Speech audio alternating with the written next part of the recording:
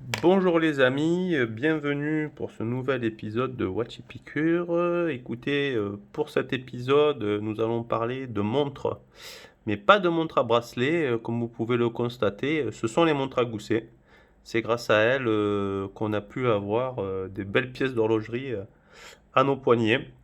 Voilà, donc pour la petite histoire, vous pouvez voir sur la droite un très beau gousset Omega que j'avais réussi à dénicher dans une brocante. Voilà, donc une brocante du côté, il me semble, de Vaison-la-Romaine.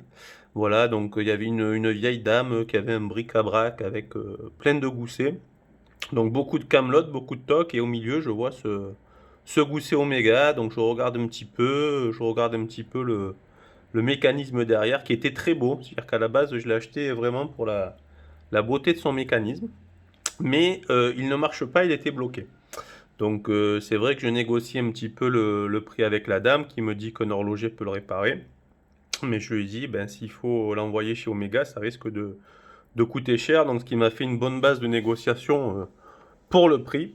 Voilà, donc si vous voulez, j'ai pu l'acquérir à un prix correct. Je l'ai envoyé à un horloger qu'une personne m'avait recommandé.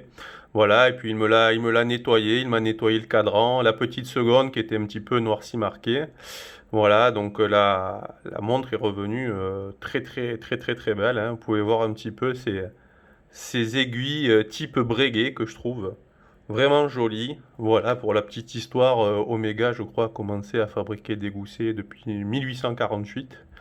Voilà, 1899, vraiment, c'est là qu'il dépose, il me semble, le calibre qui s'appelle le calibre 19.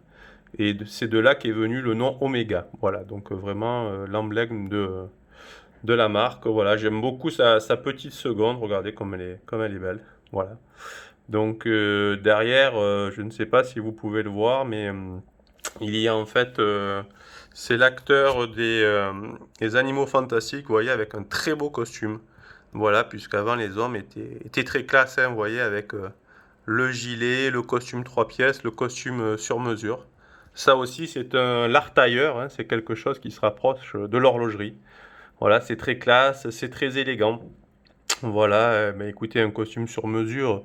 Aujourd'hui, des maisons comme la maison Chiffonnet sur Paris peuvent vous en faire à partir des tarifs aux alentours de 7 000 euros.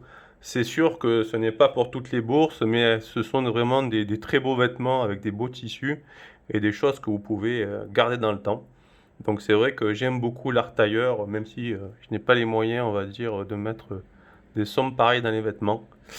Mais voilà, c'est un petit peu, voilà, la montre était vraiment un accessoire, j'ai envie de dire, un accessoire de mode et voilà quelque chose avec un gousset, un beau costume, vraiment ça vient sublimer l'ensemble. Donc voilà, je trouve ça très très très classe, hein, vous voyez, les petites aiguilles bleuies, ouais. Boîtier en plaque et or, boîtier en plaque et or, il n'est pas en or. Mais voilà, ça m'a trouvé sympa cette petite quête, voilà, de trouver un gousset comme ça dans une brocante, un gousset Oméga. Vous voyez, on peut trouver des petites pépites, des petits trucs très sympas, voilà, qu'on peut garder dans le temps. Je pense qu'il est de 1900 celui-là, 1910. Voilà, donc on ne sait pas tout ce que cette montre a vécu, a traversé, mais voilà, c'est vraiment là tout le charme de l'horlogerie, je trouve. Voilà. Et à côté, je vais vous montrer un petit peu, on va passer sur un autre gousset qui celui-ci pour l'instant n'est pas encore, il faudra que je le retape. Vous voyez, c'est un client à moi qui me l'a donné. Donc c'est la marque Longines, vous voyez.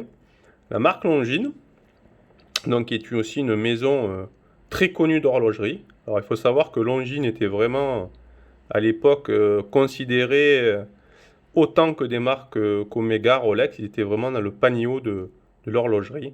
Voilà, et je crois qu'après, dans les années 60-70, après différents rachats, la marque a été repositionnée, voilà, sur un secteur plutôt d'entrée de gamme du luxe.